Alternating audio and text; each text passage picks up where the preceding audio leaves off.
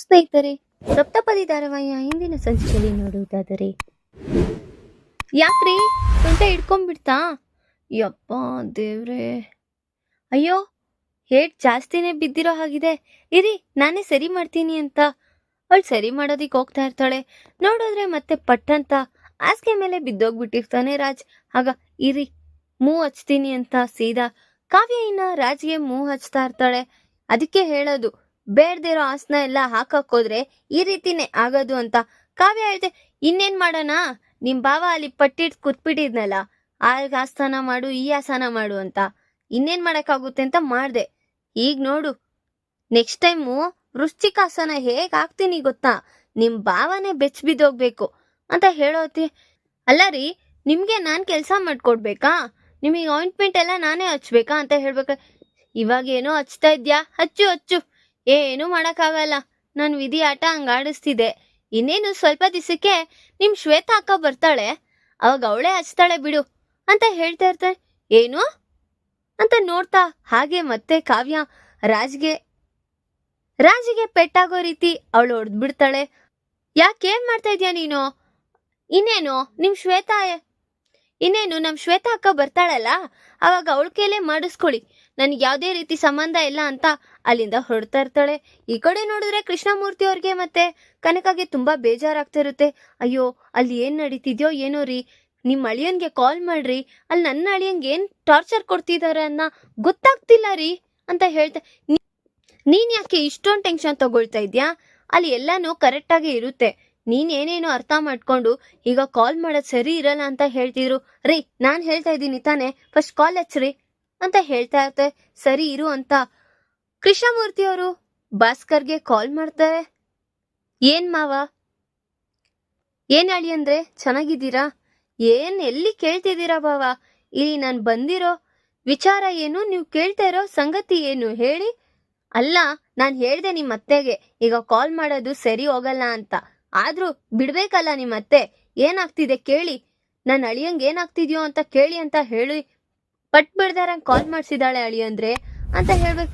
ಮಾವ, ನಾನ್ ಚೆನ್ನಾಗೇ ಇದ್ದೀನಿ, ಇಲ್ಲಿ ನಾವ್ ಅನ್ಕೊಳ್ಳೋ ರೀತಿ ರಾಜ್ಗೆ ತುಂಬಾ ಜಲಸ್ ಆಗ್ತಾ ಇದೆ, ಕಾವ್ಯನ್ ಮೇಲೆ ಪ್ರೀತಿ ಹುಟ್ಟುತ್ತೆ ಅನ್ಸ್ತಾ ಇದೆ ಅಂತ ಹೇಳ್ತಾ ಇರ್ತಾರೆ. ಆ ವಿಚಾರನ ಕೇಳಿಸ್ಕೊಂಡು ಕೃಷ್ಣಮೂರ್ತಿ ಅವ್ರಿಗೆ ಮತ್ತೆ ಕನಕಗೆ ತುಂಬಾ ಖುಷಿ ಆಗ್ತಾ ಇರುತ್ತೆ. ಮಾವ, ನೀವು ಪದೇ ಪದೇ ಕಾಲ್ ಮಾಡ್ತಾ ಇರ್ಬೇಡಿ, ನೋಡಿದ್ರೆ ರಾಜ್ಗೆ ಏನಾದ್ರೂ ಡೌಟ್ ಬಂದ್ಬಿಡ್ಬಹುದು, ನೀವು ತಾಳ್ಮೆಯಿಂದ ಇರಿ ಅಂತ ಹೇಳಿ ಭಾಸ್ಕರ್ ಅವರು ಇನ್ನ ಕಾಲ್ ಕಟ್ ಮಾಡ್ತಾರೆ. ಅಲ್ಲ ರೀ, ಎಂತಕ್ಕೆ ಈ ರೀತಿ ಮಾಡ್ಬೇಕು? ಅಲ್ಲ, ನನ್ನ ಅಳಿಯಂಗೆ ಏನಾದ್ರೂ ತೊಂದರೆ ಕೊಡಲ್ಲ ತಾನೆ? ಆಮೇಲೆ ಮನೆ ಮಂದಿಯವರೆಲ್ಲ ನಿಮ್ಮ ಅಳಿಯಂದ್ರ ಮೇಲೆ ಮತ್ತೆ ಕಾವ್ಯನ್ ಮೇಲೆ ಅನುಮಾನ ಪಟ್ರೆ ಏನ್ರಿ ಮಾಡೋದು? ಹೇ ಉಚ್ಚಿ, ನೀನ್ ಆ ರೀತಿ ಎಲ್ಲ ಯೋಚನೆ ಮಾಡ್ಬೇಡ. ಆಲ್ರೆಡಿ ಹೇಗಿದ್ರು ಸ್ವರಾಜ್ ಅವರ ಅಜ್ಜಿ ಹೇಳಿದಾರೆ ತಾನೆ, ಏನಾದ್ರೂ ನಾನ್ ನೋಡ್ಕೊಂತೀನಿ ಅಂತ, ಮತ್ಯಾಕ್ ನೀನ್ ಈ ರೀತಿ ಯೋಚನೆ ಮಾಡ್ತಾ ಇದ್ಯಾ ಅಂತ ಹೇಳ್ತಾ ಇನ್ನ ಅಪ್ಪು ಬರ್ತಾಳೆ. ಅಪ್ಪ, ನಿಂಗೊಂದ್ ವಿಚಾರ ಹೇಳ್ಬೇಕು. ಹೇಳಪ್ಪು. ನಾನು ಕಾನ್ಸ್ಟೇಬಲ್ ಆಗ್ತಾ ಇದ್ದೀನಿ, ಕಾನ್ಸ್ಟೇಬಲ್ ಅಪ್ಲಿಕೇಶನ್ ಹಾಕಿದೀನಪ್ಪ, ಆಲ್ರೆಡಿ ಅದು ಇನ್ನೇನ್ ಸಕ್ಸಸ್ ಆಗುತ್ತೆ ಅನ್ನಿಸ್ತಾ ಇದೆ ಅಂತ ಹೇಳ್ತಾ ಇರ್ತಾರೆ. ಏನು ಕಾನ್ಸ್ಟೇಬಲ್?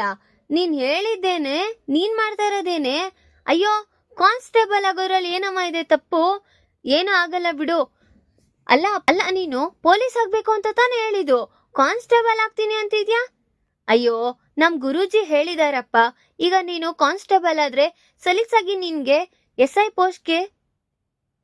ಪೋಸ್ಟ್ಗೆ ಸೀದಾ ಸಿಗುತ್ತೆ ಸೀಟು ಅಂತ, ಅದಕ್ಕೆ ಅವ್ರು ಹೇಳೋ ರೀತಿ ಕೇಳ್ತಾ ಇದ್ದೀನಿ. ಯಾರೇ ಆ ಗುರೂಜಿ ಅಂತ ಕನಕ ಹೇಳೋತಿ? ಕೃಷ್ಣಮೂರ್ತಿ ಅವರೇ, ಅದು ನಾನೇ. ನೀವ್ಯಾರು?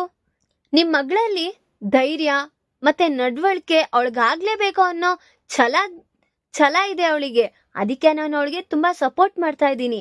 ನೀವ್ ಯಾವ್ದೇ ರೀತಿ ತಪ್ಪಾಗಿ ಅನ್ಕೊಳಕ್ ಹೋಗ್ಬಿಡಿ. ಅಲ್ಲ, ನಿಮ್ಗೆ ನಾವ್ ಯಾರು ಏನು ಅಂತ ಗೊತ್ತಿಲ್ದೇ ಇದ್ರು ನೀವು ಅಪ್ಪುಗೆ ಇಷ್ಟೊಂದೆಲ್ಲ ಹೇಳ್ಕೊಡ್ತಾ ಇದ್ದೀರಲ್ಲ, ತುಂಬಾ ಒಳ್ಳೇದೇ ಆಗ್ಲಿ. ನಿಮ್ಗೆ ಯಾವ್ದೇ ರೀತಿ ಏನಾದ್ರೂ ತೊಂದ್ರೆ ಬಂದ್ರೆ ನನಗ್ ಹೇಳಿ, ನಾನ್ ನೋಡ್ಕೋತೀನಿ. ಅಪ್ಪು ತಗೋ, ನಿನ್ಗೆ ಓದ್ಕೊಳಕ್ ಬುಕ್ಸ್ ಎಲ್ಲ ತಂದಿದ್ದೀನಿ, ಎಲ್ಲ ಸ್ಟಡಿ ಮಾಡು ಅಂತ ಹೇಳ್ತಾ ಇರ್ತಾರೆ. ಆಯ್ತು ಗುರುಜಿ, ನೀವ್ ಹೇಳೋ ರೀತಿನೇ ನಾನ್ ಮಾಡ್ತೀನಿ. ಇನ್ನ ಬೆಳಗ್ಗೆ ಜಾಗಿಂಗ್ಗೆ ನಾನ್ ಬೇಗ ಬರ್ತೀನಿ, ನೀವು ಸಹ ಬೇಗ ಬನ್ನಿ. ನೀವ್ ಹೇಳಿರೋ ರೀತಿ ನಾನು ಏನೇನ್ ವರ್ಕೌಟ್ ಮಾಡ್ಬೇಕೋ ಎಲ್ಲ ಮಾಡ್ತೀನಿ ಅಂತ ಹೇಳ್ತಾ ಇರ್ತಾರೆ. ಸರಿ, ನಾನು ಹೋಗ್ಬಿಟ್ಟು ಬರ್ತೀನಿ ಅಂತ ಇನ್ನ ಅವರು ಸಹ ಅಲ್ಲಿಂದ ಹೊರಟಿರ್ತಾರೆ. ಈ ಕಡೆ ನೋಡಿದ್ರೆ ರಾಜ್, ಅಯ್ಯೋ ಸೊಂಟ ನೋವಲ್ಲ ಅಂತ ಮೆಟ್ಲು ಇಳಿತಾ ಇರ್ತಾನೆ. ಆಗ ಅಪರ್ಣ ಅವರು, ಏನಾಯ್ತು ರಾಜ್ಗೆ ಅಂತ ನೋಡ್ತಾ ಹಾಗೆ, ಯಾಕ್ ರಾಜ್, ಇನ್ನೂ ನಿನ್ಗೆ ಸರಿ ಹೋಗ್ಲಿಲ್ವಾ ಅಂತ ಅವ್ರ ಅಜ್ಜಿ ಅವ್ರು ಹೇಳ್ತಾ ಇದ್ದಂಗೆ, ಭಾಸ್ಕರ್ ಅಜ್ಜಿ, ನಾನು ಇಲ್ಲಿ ಇರೋದ್ ಸರಿ ಹೋಗೋದಿಲ್ಲ, ನಾನು ಹೊರ್ಗಡೆ ಹೋಟೆಲ್ ಮಾಡ್ಕೊಂಡಿರ್ತೀನಿ, ನೀವ್ ಯಾವ್ದೇ ರೀತಿ ಬೇಜಾರ್ ಮಾಡ್ಕೊಬೇಡಿ ಅಂತ ಹೇಳ್ತಾ ಇರ್ತಾನೆ. ಆಗ ರಾಜ್ ಸಹ ಮೆಟ್ಲಿಂದ ಹೇಳ್ಕೊ ಬಂದಿ, ಏನು ನೀನ್ ಈ ರೀತಿ ಹೇಳ್ತಿದ್ಯಾ, ಯಾವ್ದೇ ರೀತಿ ನೀನು ಈ ಮನೆಯಿಂದ ಹೊರ ಹೋಗಿಲ್ಲ ಭಾಸ್ಕರ್, ನೀನು ಕಾವ್ಯನ್ಗೆ ತುಂಬಾ ಬೇಕಾಗಿರೋ ವ್ಯಕ್ತಿ, ಈ ರೀತಿ ನೀನು ಮನೆಯಿಂದ ಹೊರಗೆ ಹೋಟೆಲ್ ಮಾಡ್ಕೊಂಡಿರ್ತೀನಿ ಅಂದ್ರೆ ಅದೇಗಾಗುತ್ತೆ, ಬೇಡವೇ ಬೇಡ, ನೀನ್ ಇಲ್ಲೇ ಇರು ಅಂತ ಹೇಳ್ತಾ ಇರ್ತಾರೆ. ಈ ಮನೇಲಿ ನಿನ್ನ ಯಾರು ಆ ರೀತಿ ನೋಡ್ತಾ ಇಲ್ವಲ್ಲ, ತುಂಬಾ ಚೆನ್ನಾಗೇ ನೋಡ್ಕೊಂತಿದಾರೆ ಅಜ್ಜಿ, ಆದ್ರೂ ಸುಮ್ನೆ ಮಾತುಗಳು ಬರೋದೆ ಅಂತಕ್ಕೆ, ನಾನು ಹೊರ್ಗಡೆ ಇರೋದೇ ಸರಿ ಅನ್ನಿಸ್ತಿದೆ ಅಂತ ಹೇಳ್ತಾ ಇರ್ತಾರೆ. ಆಗ ಕಾವ್ಯನು, ಹೌದು ಅಜ್ಜಿ, ನಮ್ ಭಾವ ಇಲ್ಲಿರೋದು ಸರಿ ಹೋಗಲ್ಲ, ಸುಮ್ನೆ ಏಂತಕ್ಕೆ ನಮ್ ಯಜಮಾನ್ರಿಗೂ ಅವ್ರ ಬಾವನ್ ಜೊತೆ ಇಷ್ಟೊತ್ತು ಮಾತಾಡ್ತಿದ್ದಾಳೆ, ಅಲ್ಲಿಗೆ ಹೋಗ್ತಿದ್ದಾಳೆ, ಇಲ್ಲಿಗೆ ಹೋಗ್ತಿದ್ದಾಳೆ ಅಂತ ಅನುಮಾನ ಬರೋದ್ ಯಾಕೆ, ಆರಾಮಾಗಿ ಅವರು ಹೋಟೆಲಲ್ಲೇ ಇರ್ಲಿ ಬಿಡಿ ಅಂತ ಹೇಳ್ತಾ ಇರ್ತಾಳೆ. ಕಾವ್ಯನು ಸಹ, ಏನು ನನ್ ಮೊಮ್ಮಗ ಆಗ ಅನ್ಕೊಳ್ತಾನ, ಆ ರೀತಿ ಎಲ್ಲ ಅನ್ಕೊಳಲ್ವಲ್ಲ ಕಾವ್ಯ, ಯಾಕ್ ರಾಜ್ ನೀನ್ ಆ ರೀತಿ ಅನ್ಕೊಂಡ, ಛೇ ಇಲ್ವಲ್ಲ ಅಜ್ಜಿ, ನನ್ ಬ್ರಾಡ್ ಥಿಂಕಿಂಗ್ ಅಲ್ವಾ, ನಾನು ಅಬ್ರಾಡ್ ಅಲ್ಲಿ ಬೇರೆ ಓದಿದೀನಿ, ಇವ್ರು ಹೇಗಿದ್ರೆ ನನಗೇನು, ಅವರಿಬ್ರು ಸಲ್ಗೆಯಿಂದ ಇದ್ರೆ ನನಗೇನಜ್ಜಿ ಅಂತ ನೋಡಿ, ರಾಜೇ ಹೇಳ್ಬಿಟ್ಟ, ನೀನ್ ಇಲ್ಲಿರೋ ತೊಂದ್ರೆ ಏನೂ ಇಲ್ಲ, ನೀವ್ ಆರಾಮಾಗಿರ್ಬೋದು ಅಂತ, ಮತ್ಯಾಕ್ ನೀನ್ ಈ ರೀತಿ ಯೋಚನೆ ಮಾಡ್ತಿದ್ಯಾ ಭಾಸ್ಕರ್ ಅಂತ ಹೇಳೋತಿ. ಅದು ನೀವ್ ಹೇಳಿದ್ರೆ ಹೇಗ್ ಅಜ್ಜಿ ಸರಿ ಹೋಗುತ್ತೆ, ನಮ್ಮ ಅಣ್ಣಯ್ಯನೇ ಹೇಳ್ಬೇಕಲ್ವಾ ಇಲ್ಲೇ ಇರು ಅಂತ, ಅಷ್ಟೇ ಅಲ್ವಾ ರಾಜ್, ನೋಡು ಏನ್ ಹೇಳು ಅಂತ ಹೇಳ್ಬೇಕಾದ್ರೆ, ನೋಡು ಇವನ್ ಎಲ್ಲಿಂದ ಪಿಟ್ಟಿಂಗ್ ಇಡಿಸ್ಬೇಕೋ ಅಲ್ಲಿಂದನೇ ಇಡಿಸ್ಬಿಟ್ಟ, ಈಗ ನಾನು ಹೇಳಿದ್ರು ತಪ್ಪು, ಹೇಳಿಲ್ಲ ಅಂದ್ರೂ ತಪ್ಪು, ಏನಪ್ಪ ಮಾಡೋದು ಅಂತ ರಾಜ್ ಮನ್ಸೊಳಗೆ ತುಂಬಾ ಯೋಚನೆ ಮಾಡ್ತಾ ಇರ್ತಾನೆ. ಅಯ್ಯೋ, ನಾನೇ ನಿಮ್ಗೆ ಮನೆಯಿಂದ ಹೊರಗೋಗಿ ಅಂತ ಏನು ಹೇಳಿಲ್ವಲ್ಲ, ಆರಾಮಾಗೇ ಇರಿ, 1 ತಿಂಗಳಲ್ಲ 2 ತಿಂಗಳು ಯಾವ ಮುಷಿನೇ ಪಡ್ಕೋಬೇಡಿ, ಆರಾಮಾಗಿರಿ ಅಂತ ಹೇಳ್ತಾ ಇರ್ತಾನೆ. ರಾಜ್ ಸಹ, ಅಣ್ಣಯ್ಯ ತುಂಬಾ ಥ್ಯಾಂಕ್ಸ್ ಅಣ್ಣಯ್ಯ, ನೀನ್ ಈ ರೀತಿ ಹೇಳ್ತೀಯ ಅಂತ ನಾನು ಎಕ್ಸ್ಪೆಕ್ಟೇಷನ್ನೇ ಮಾಡ್ಕೊಂಡಿದ್ದಿಲ್ಲ ಅಂತ ಕಾವ್ಯ ಅವರ ಭಾವ ಹೇಳ್ತಾ ಇರ್ತಾರೆ. ಆಯ್ತು, ಇವತ್ತು ನಾನು ನಮ್ ಮುದ್ದುನ ಕರ್ಕೊಂಡು ಊರೆಲ್ಲ ಸುತ್ಕೊಂಡ್ ಬರ್ತೀನಿ ಅಂತ ಹೇಳ್ತಾ ಇರ್ತಾನೆ. ಏನು, ಊರೆಲ್ಲ ಸುತ್ಕೊಂಡ್ ಬರ್ತೀರಾ, ಏಕೆ ಮನೇಲಿ ಇರಲ್ಲ ಅನ್ನಕ್ಕಾಗುತ್ತಾ ನಿಮಗೆ, ಹಾಗಲ್ಲ, ಹೊಸಬ ಅಲ್ವಾ, ಎಲ್ಲೆಲ್ಲಿ ಏನೇನಿದೆ ಅಂತ ಗೊತ್ತಿಲ್ಲ, ಹಾಗಾಗಿ ನಾನು ಮುದ್ದುನ ಕರ್ಕೊಂಡು ಹೋಗ್ತೀನಿ ಅಂತ ಹೇಳ್ತಾ ಇರ್ತಾನೆ. ಧಾರಾವಾಹಿಯ ಪ್ರತಿಯೊಂದು ಸಂಚಿಕೆ ತಪ್ಪದೆ ನೋಡಬೇಕಾದರೆ ನಮ್ಮ KTVS 365 ಚಾನೆಲ್ ಈಗಲೇ ಸಬ್ಸ್ಕ್ರೈಬ್ ಮಾಡ್ಕೊಳ್ಳಿ, ಹಾಗೆ ಪಕ್ಕದಲ್ಲಿರೋ ಬೆಲ್ ಬಟನ್ ಅನ್ನು ಪ್ರೆಸ್ ಮಾಡಿ ಅದರಲ್ಲಿ ಆಲ್ ಆಪ್ಷನ್ ಸೆಲೆಕ್ಟ್ ಮಾಡ್ಕೊಳ್ಳಿ, ಇದರಿಂದ ನಾವು ರಿಲೀಸ್ ಮಾಡುವಂತಹ ಸಂಚಿಕೆ ಅಪ್ಡೇಟ್ ನೋಟಿಫಿಕೇಶನ್ ಸಿಗುತ್ತೆ. ಆಗ ಸ್ವರಾಜ್ ಅವರಜ್ಜಿ, ನೀವೆಂತ ಕೌನ್ನ ಕೇಳ್ತಾ ಇದ್ದೀರಾ, ನೀವ್ ಯಾವ್ದೇ ರೀತಿ ಸಂಕೋಚ ಪಟ್ಕೊಳ್ತೀರಾ, ನೀವ್ ಆಗಿನ ಕಾಲದಲ್ಲಿ ಹೇಗಿದ್ರೋ ಈಗೋ ಹಾಗೆ ಇರ್ಬೋದು, ನೀವ್ ಅದ್ರ ಬಗ್ಗೆ ಎಲ್ಲ ಯೋಚನೆ ಮಾಡ್ಬೇಡಿ, ಇವಾಗ ಹೋಗ್ಬಿಟ್ಟು ಸಂಜೆ ಆರಾಮಾಗಿ ಸುತ್ಕೊ ಬರೋಗಿ ಅಂತ ಹೇಳ್ತಾ ಇರ್ತಾರೆ. ನೋಡು, ನಮ್ಮ ಅಜ್ಜಿನೂ ಅವ್ರ ಕಡೆನೆ ಸಪೋರ್ಟ್ ಮಾಡ್ತಿದ್ದಾರೆ, ಅಲ್ಲ ಇಲ್ಲಿ ಪಕ್ಕದಲ್ಲಿ ಗಂಡ ಇದ್ದಾನೆ, ಅವನಿಗೇನಾದ್ರೂ ವಿಚಾರ ತಿಳ್ಸೋಣ ಮಾಡೋಣ ಅನ್ನೋದೇನು ಹೇಳ್ಕೊಡ್ತೀರಾ, ಹೋಗ್ಬಿಟ್ಟು ಬನ್ನಿ ಅಂತ ಹೇಳ್ತಿದ್ದಾರೆ. ರಾಜ್ ಏನಂತೀಯ ನೀನು, ಅಯ್ಯೋ ಅಜ್ಜಿ ನೀನ್ ಹೇಳ್ತಿದ್ಯಲ್ವಾ, ಸರಿ ಬಿಡಜ್ಜಿ ಹೋಗ್ಬಿಟ್ಟು ಬರ್ಲಿ ಅಂತ ಹೇಳ್ತಾ ಇರ್ತಾನೆ. ರೀ, ನೀವ್ ಹೇಳ್ತಿದ್ದೀರಾ, ಹಾ ಇನ್ಯಾರು ಪಕ್ಕದ ಮನೆಯವ್ರು ಬಂದು ಹೇಳ್ತಾರಾ, ಮತ್ತೆ ಅಲ್ಲ ರೀ, ನೀವು ಇಷ್ಟು ಸಲೀಸಾಗಿ ಒಪ್ಕೊಳ್ತಾ ಇದ್ದೀರಾ ಅಂತ ನನಗೆ ಕನ್ಸಲ್ಲೂ ಅನ್ಕೊಂಡಿರ್ಲಿಲ್ಲ, ಈಗೇನೋ ಅಜ್ಜಿ ಹೇಳ್ತಿದ್ದಾರೆ ಅಂತ ಕಳಿಸ್ತಾ ಇದ್ದೀನಿ, ಹೋಗು ನಿಮ್ ಬಾವನ್ಗೆ ಪ್ರಶಾಂತವಾಗಿ ಎಲ್ಲೆಲ್ಲಿ ಏನೇನಿದೆ ಅಂತ ತೋರಿಸ್ಕೊಂಡು ಸೀದಾ ಮನೆಗ್ ಬಾ ಅಂತ ಹೇಳಿ ಕಳಿಸ್ತಾ ಇರ್ತಾನೆ. ನಡಿ ಬಾವ ಹೋಗೋಣ, ರೀ ನೀವು ಬನ್ರಿ, ನಾನು ಆಫೀಸ್ಗೆ ಹೋಗ್ಬೇಕು, ಇಂಪಾರ್ಟೆಂಟ್ ವರ್ಕ್ ಇದೆ ಅಂತ ಹೇಳಿ ಅಲ್ಲಿಂದ ಹೊರಟಿರ್ತಾನೆ. ಈ ಕಡೆ ನೋಡಿದ್ರೆ ಸರಿ ಅಣ್ಣಯ್ಯ ನಾವು ಹೋಗ್ಬಿಟ್ಟು ಬರ್ತೀವಿ ಅಂತ ಹೇಳಿ ಅಲ್ಲಿಂದ ಹೊರಡ್ತಾ ಇರ್ತಾನೆ. ಅಯ್ಯೋ ಅಜ್ಜಿ ನನ್ಗೂ ಇಂಪಾರ್ಟೆಂಟ್ ವರ್ಕ್ ಇದೆ, ನಾನು ಹೊರಡ್ತೀನಿ ಅಂತ ಕಾವ್ಯನ ಮತ್ತೆ ಅವ್ರ ಭಾವನ್ನ ಇನ್ನ ಫಾಲೋ ಮಾಡ್ಕೊಂತ ಅವನು ಸಹ ಹೊರಟಿರ್ತಾನೆ. ಈಗ ನಾಗವೇಣಿ ಮೆಟ್ಲಿಂದ ಇಳಿತಾ, ಏನೋ ಈ ವ್ಯವಸ್ಥೆಗಳು, ಇವಳೇನೋ ಅವ್ರ ಭಾವ ಏನೋ ಊರೂರ್ ಸುತ್ತದೇನೋ, ಅದಕ್ಕೆ ರಾಜ ಒಪ್ಕೊಳ್ಳೋದೇನೋ, ಇಲ್ಲಿಯಾ ಈ ಮನೇಲಿ ಏನೇನ್ ನಡೀತಿದ್ಯಾ ಅಂತ ನನಗೆ ಗೊತ್ತಾಗ್ತಾ ಇಲ್ಲ ಅಂತ ನಾಗವೇಣಿ ಹೇಳ್ತಾ, ನಿನಗೇನಾದ್ರೂ ಕಷ್ಟ ಆಗ್ತಿದ್ಯಾ ನಾಗವೇಣಿ, ಅಲ್ಲ ಅದ್ಗೆ ಅವರಿಬ್ರು ಹೋಗ್ತೀನಿ ಅಂದ್ರಲ್ಲ, ರಾಜ್ ಒಪ್ಕೊಂಡಿದ್ನ ನೋಡಿ ನಾನು ಈ ರೀತಿ ಹೇಳ್ದೆ, ಯಾವತ್ತೂ ಕಾವ್ಯ ಹಿಂಗಿರ್ತಾ ಇರ್ಲಿಲ್ವಲ್ಲ, ಅದಕ್ಕೆ ಹೇಳ್ದೆ ಅತ್ಗೆ ಅಂತೇಳಿ, ಅವ್ರೇನೋ ಚಿಕ್ಕ ವಯಸ್ಸಿಂದ ಆ ರೀತಿ ಬೆಳೆದಿದ್ದಾರೆ, ಹೋಗ್ಬಿಟ್ಟು ಬರ್ತಾರೆ, ನಿನಗೇನಾದ್ರೂ ಕಷ್ಟನಾ, ಹೋ ನನಗ್ಯಾಕೋ ಸರಿ ಹೋಗ್ತಿಲ್ಲ ಅನ್ಸುತ್ತಕ್ಕ. ಇವಾಗ ಈಗಿನ ಕಾಲದಲ್ಲಿ ಯಾರನ್ನೂ ನಂಬಲೇಬಾರ್ದು. ನಿನ್ ಸೊಸೆನ ನೀನ್ ನಂಬ್ಕೋ ಫಸ್ಟು. ನನ್ ಸೊಸೆನ ನಾನು ನಂಬ್ಕೊಂಡಿದ್ದೀನಿ, ನನಗೆ ಗೊತ್ತಿದೆ ಅಂತ ಅಪರ್ಣ ಅವರು ಸಹ ಹೇಳ್ತಾ ಇರ್ತಾರೆ. ಆಗ ನೀನ್ ಈ ರೀತಿ ಕಳ್ಸಿದ್ ತಪ್ಪು ಅಕ್ಕ. ಅದೇ ನನ್ ಸೊಸೆ ಏನಾದ್ರು ಅವ್ರ ಬಾವನ್ ಜೊತೆ ಈ ರೀತಿ ಹೋಗು ಅಂದಿದ್ರೆ ನೀನ್ ಕಳಿಸ್ಬಿಡ್ತಿದ್ದ? ಇಲ್ಲ ಅಲ್ವಾ? ಹಾಗೇನೆ ನಿನ್ ಸೊಸೆನು ಅಂತ ಹೇಳೋತಿ. ಅವ್ರವ್ರ ಮನ್ಸಲ್ಲಿ ಏನೇನ್ ಇರ್ಬೇಕೋ ಅದನ್ನ ಇಟ್ಕೊಳ್ಳಿ ಸಾಕು. ನನ್ ಸೊಸೆ ಅಂತವಳೇನಲ್ಲ. ಈಗಿನ ಕಾಲದಲ್ಲಿ ಹೇಗಿದ್ದಾರೆ ಜನ, ಈಗೋದ್ರೆ ನೈಟ್ ಮನೆಗ್ ಸೇರೋ ಅಂತವ್ರು ಇದಾರೆ. ಇಲ್ದೇ ಇರೋ ಆರೋಪನೆಲ್ಲ ಹಾಕಕ್ ಬರ್ಬೇಡಿ ನನ್ ಸೊಸೆನ. ಏನು ಅಂತ ನಮಗ್ ಗೊತ್ತಿದೆ ಅಂತ ಕರಾಖಂಡಿತವಾಗಿ ಹೇಳ್ತಾ ಇರ್ತಾರೆ. ನೀವೇನು ಈ ರೀತಿ ಮಾತಾಡ್ತಾ ಇದ್ದೀರಾ? ಒಬ್ರು ಹೆಣ್ಣಿಗೆ ಎಣ್ಣೆ ಶತ್ರು ಅನ್ನೋ ತರ ನೀನು ಆ ಧನಲಕ್ಷ್ಮಿ ಇಬ್ರು ಏನ್ ಆ ರೀತಿ ಮಾತಾಡ್ತಾ ಇದ್ದೀರಾ? ಕಾವ್ಯ ಈ ಮನೆಗೆ ತಕ್ಕ ಸೊಸೆಯಾಗಿ ಏನೇನ್ ಮಾಡ್ಬೇಕೋ ಅವಳಿಗೆಲ್ಲ ಗೊತ್ತಿದೆ. ನೀವ್ ಈ ರೀತಿ ಮಾತಾಡೋದು ಬಿಟ್ಟಾಕಿ. ಹೋಗಿದ್ದಾರೆ ಖುಷಿಯಾಗಿ, ಬರ್ತಾರೆ. ಅವಳೇನ್ ಸುಮ್ನೆ ಹಾಗೆ ಹೋಗಿಲ್ವಲ್ಲ, ಅವ್ರ ಗಂಡನ್ ಪರ್ಮಿಷನ್ ತಗೊಂಡೇ ಸಹ ಹೋಗಿದ್ದಾಳೆ. ನೀವ್ ಯಾವ್ದೇ ರೀತಿ ಇದಕ್ಕೆ ಹಡ್ಗಾಲ್ ಹಾಕಕ್ ಬರ್ಬೇಡಿ ಅಂತ ಅವ್ರ ಅಜ್ಜಿ ಅವ್ರಿನ ಅವ್ರಿಗೆಲ್ಲಾರ್ಗು ಬಾಯಿ ಮುಚ್ಚಿಸ್ತಾ ಇರ್ತಾರೆ. ಇನ್ನ ಇವತ್ ಹೇಗಾದ್ರೂ ಬರ್ಲಿ ಕಲ್ಯಾಣ್, ನಾನು ಅವನ್ನ ಪಟ್ಟಿ ಹಿಡ್ದಾದ್ರೂ ಆಫೀಸಲ್ಲಿ ರಾಜ್ ಮಾಡೋ ವರ್ಕ್ನೆಲ್ಲ ಕಲ್ಯಾಣ್ ಮಾಡೋ ರೀತಿ ಮಾಡ್ಬೇಕು ಅಂತ ಪಟ್ಟಿ ಹಿಡ್ದು ಕೂತಿರ್ತಾಳೆ. ಆಗ ಸೀದೆ ಇನ್ನ ಕಲ್ಯಾಣ್ ಬಂದು ಆಫೀಸಿಗೆ ರೆಡಿ ಆಗ್ತಾ ಇರ್ತಾನೆ. ಏನ್ ಇವನು, ನಾನು ಇಷ್ಟು ಕೋಪ ಮಾಡ್ಕೊಂಡ್ ಕೂತಿದ್ದೀನಿ ಅಂದ್ರೂ ಏನು ನನ್ನ ಕೇರೆ ಅಂದಿರ ರೆಡಿ ಆಗ್ತಿದಾನಲ್ಲ, ಆಫೀಸಿಗೆ ಹೊರಡ್ತೀನಿ ಅಂತಿದಾನಲ್ಲ. ಯಾಕೆ ಕಲ್ಯಾಣ್, ಏನು ಹಾಗೆ ಹೋಗ್ತಾ ಇದ್ಯಾ? ಇನ್ನೇನ್ ಮಾಡ್ಲಿ, ಆಫೀಸಿಗೆ ಹೋಗು ಅಂತ ಹೇಳಿದ್ ನೀನೇ ಅಲ್ವಾ? ಹೋಗ್ತಾ ಇದ್ದೀನಿ ಬಿಡು ಅಂತ ಆಫೀಸಿಗೆ ಹೋಗು ಅಂದೆ, ಹಾಗಂತ ನನ್ನ ಮರ್ತ್ಬಿಟ್ಟು ಹೋಗು ಅಂತ ಹೇಳಿಲ್ಲ. ಈಗ ಏನಾಯ್ತು ನಿನಗೆ ಅಂತದ್ದು? ಅಲ್ಲ, ನಾನು ಎಂತಕ್ಕೋ ಬೇಜಾರಾಗಿ ಕೂತಿದ್ದೀನಿ, ಏನಾದ್ರೂ ವಿಚಾರ ಕೇಳ್ತಾ ಇದ್ಯಾ? ಅಯ್ಯೋ ಏಂತಕ್ ಬೇಜಾರಾಗಿದ್ಯಾ ನಮಿಕಾ? ಅಂತದ್ ಏನಾಯ್ತು?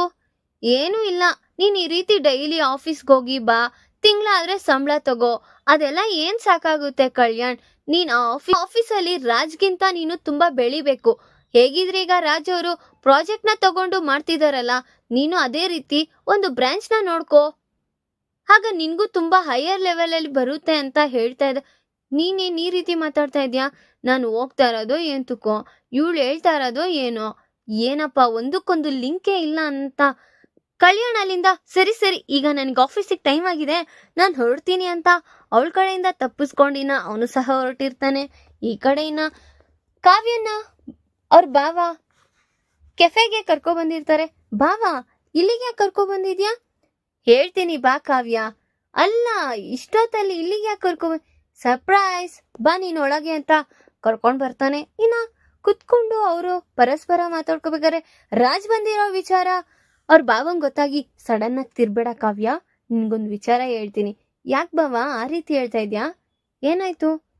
ಹೇಳ್ತಾ ಇದ್ದೀನಲ್ಲ, ಅಲ್ಲಿ ರಾಜ್ ಬಂದು ನಿಂತಿದ್ದಾನೆ, ನಮ್ನೆ ಫಾಲೋ ಮಾಡ್ಕೊ ಬಂದಿದ್ದಾನೆ. ಹೌದಾ, ಎಲ್ಲಿ ಅಂತ ಹೇಳ್ತಾ ಇದ್ದೀನಲ್ಲ, ತಿರುಗ್ ನೋಡ್ಬೇಡ, ಸುಮ್ನೆ ಇರು ಅಂತ ಹೇಳ್ತಾ ಇರ್ತಾರೆ ಅವ್ರ ಬಾವ. ಹೌದಾ, ನಮ್ನ ಫಾಲೋ ಮಾಡ್ಕೊ ಬಂದಿದಾರ? ಈಗ ಇಲ್ಲಿಗೆ ಯಾಕೆ ಬಾವ ಕರ್ಕೊ ಬಂದಿದ್ಯಾ ಅಂತ ಹೇಳ್ಬೇಕ. ಇಲ್ಲಿ ನೋಡ್ ಶ್ವೇತಾ, ಅವ್ರ ಬಾವ ಕಾವ್ಯನ ಎಲ್ಲಿ ಕರ್ಕೊ ಬಂದಿದ್ದಾನೆ? ಕೆಫೆ ಕರ್ಕೊ ಬಂದ್ಬಿಟ್ಟಿದ್ದಾನೆ. ಅಯ್ಯೋ, ಅವ್ರ ಬಾವ ಅವಳಿಷ್ಟ, ನಿನಗೇನಾದ್ರೂ ಕಷ್ಟನಾ? ಅವ್ರ ಎಲ್ಲಿಗಾದ್ರೂ ಹೋಗ್ಲಿ, ಎಲ್ಲಿಗಾದ್ರೂ ಬರ್ಲಿ, ನಿನಗೇನ್ ಕಷ್ಟ ಆಗ್ತಿದೆ? ಹಾಗೆಲ್ಲ ಕರ್ಕೊ ಬರ್ತಾರಾ ಕೆಫೆಗೆ? ನನ್ ಗಂಡ ಅಂತ ಇಲ್ವಾ?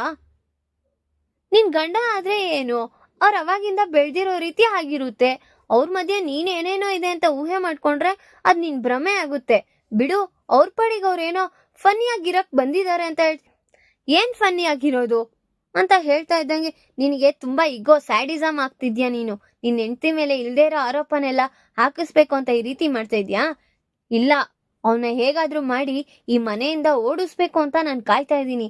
ಹೇಗಿದ್ರೆ ಈಗ ಅವ್ರಿಬ್ರು ತಗ್ಲಾಕೊಂಡಿದಾರಲ್ಲ, ಈಗ ಏನ್ ಮಾಡ್ತಾರೆ ನಾನು ನೋಡೇ ಬಿಡ್ತೀನಿ ಅಂತ ಅವರಿಬ್ರು ಸಹ ಅಲ್ಲೇ ನಿಂತ್ಕೊಂಡು ನೋಡ್ತಾ ಇರ್ತಾರೆ. ಆಗ ಬಾವ, ಈಗ ಬಂದಿರೋ ವಿಚಾರ ಏನ್ ಹೇಳು ಬಾವ.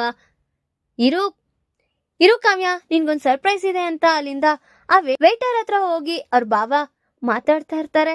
ಆಗ ನೋಡು, ಆ ವೇಟರ್ ಹತ್ರ ಏನೋ ಮಾತಾಡ್ಸ್ರ ಇಲ್ದಿರೋ ಔಷಧಿ ಗಿಷ್ಟಿ ಏನಾದ್ರು ಮಿಕ್ಸ್ ಮಾಡಿಸ್ತಾ ಇದ್ದಾನ ಏನೋ. ಏನಾಗ್ತಿದೆ ಶ್ವೇತಾ, ನನಗೆ ಗೊತ್ತಾಗ್ತಾ ಇಲ್ಲ ಏನು ಅಂತ ಅನ್ಕೊಳ್ತಾ ಇರ್ತಾರೆ. ರಾಜ್, ನೀನ್ ಯಾಕೆ ಇಲ್ದೇ ಇರೋ ಅನುಮಾನ ಎಲ್ಲ ಪಡ್ತಿದ್ಯಾ?